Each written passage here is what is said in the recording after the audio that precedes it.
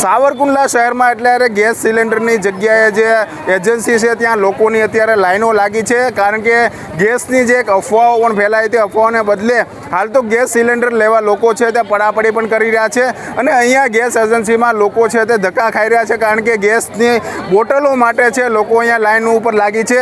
200થી વધુ લોકો છે લાઈનમાં ઊભા છે અને એજન્સી દ્વારા માત્ર ને માત્ર વાતો કરવામાં આવે છે કે બાટલાઓ છે, તો સવારે લોકો આવે છે તો બપોરે લાઈનમાં ઊભા રહીને ફરી જાય છે કે ખૂટી ગયા છે, ફરી લોકો આવે છે કે બપોર પછી આવે છે ત્યારે કહેવામાં આવે છે કે હવે આજે નહીં કાલે આવશે અને અહીંયા લોકોને તડકામાં ઊભું રહેવું પડે છે। તમે જોઈ શકો છો કે કોઈ પ્રકારનો છાંયો નથી, ના તો પીવાની પાણીની વ્યવસ્થા નથી।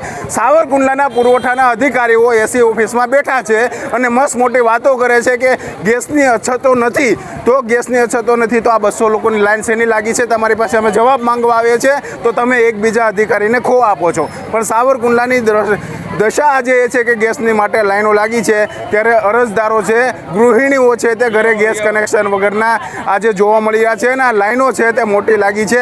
ત્યારે શું સાવરકુંડલાના અધિકારીઓ છે તો અહીંયા આવીને શું સુવિધાઓ પૂરી પાડશે કે કેમ, તે પણ એક સવાલ છે। મહેન્દ્રસિંહ નાવલી, ન્યૂઝ, સાવરકુંડલા। મારું નામ કનુભાઈ સુખાભાઈ પરમાર।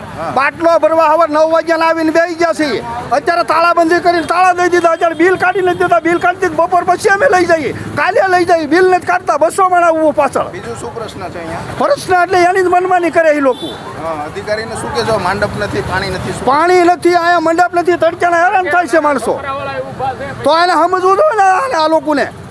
બાટલો એરોગેસ બાટલો લેવા આવ્યો હતો સવારે 7:30 વાગ્યાનો, હજી સુધીમાં બાટલો મળેલો નથી ને માથે છે ને છાંયો નથી, પાણીનું પાણી નથી ને કોઈ પણ જાતની વ્યવસ્થા નથી ને જવાબ સરકાર દેતા નથી। શું કહેશો? તંત્ર શું કહે છે? પછી જવાબ જ નથી દેતા સાહેબ।